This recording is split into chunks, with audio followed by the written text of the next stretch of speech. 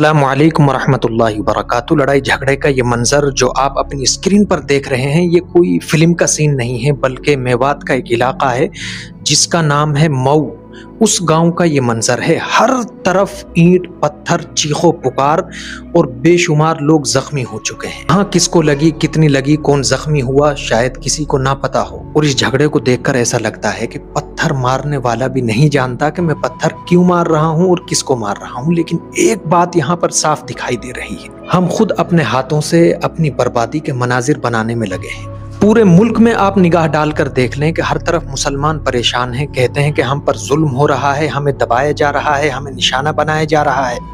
ये बात अपनी जगह पर एक अटल हकीकत है, इस पर गुफ्तगू होनी चाहिए। लेकिन ज़रा एक लम्हे के लिए अपने अंदर आप झांक कर देखें कि हमारी अपनी कंडीशन क्या है, अपनी हालत क्या है। एक घर में अगर दो लोग हैं तो उन दोनों के अंदर नफरत है, झगड़ा है, सुकून खत्म हो चुका है। एक महल्ले में अगर 100 अफराद रहते हैं तो उनके दिल आपस में नहीं मिलते, खानदान टूटे हुए हैं, दिल बिखरे हुए हैं, ज़बानें जहर से भरी हुई हैं। सोचने की बात यह है, जो कौम छोटी छोटी बातों पर ईंट पत्थर और डंडे उठा ले, उसे तोड़ने के लिए दुश्मन को बहुत ज्यादा मेहनत नहीं करनी पड़ती। ऐसी कौम खुद ही दूसरों को मौका देती है कि आओ हमें मजीद बिखेर दो, हमें मजीद कमजोर कर दो और हमारा सफाया कर दो। मेरे भाई, दुनिया की तारीख गवाह है, कोई कौम बाहर से उस वक्त तक तबाह नहीं होती जब तक वो अंदर से ना टूट चुकी हो। इत्तिहाद तो ताकत होता है, सब्र अक्ल कहलाती है, और इख्तिलाफ को संभालना ये बहुत बड़ी दानिशमंदी की बात है। लेकिन हमने इख्तिलाफ को आज अना का मसला बना लिया,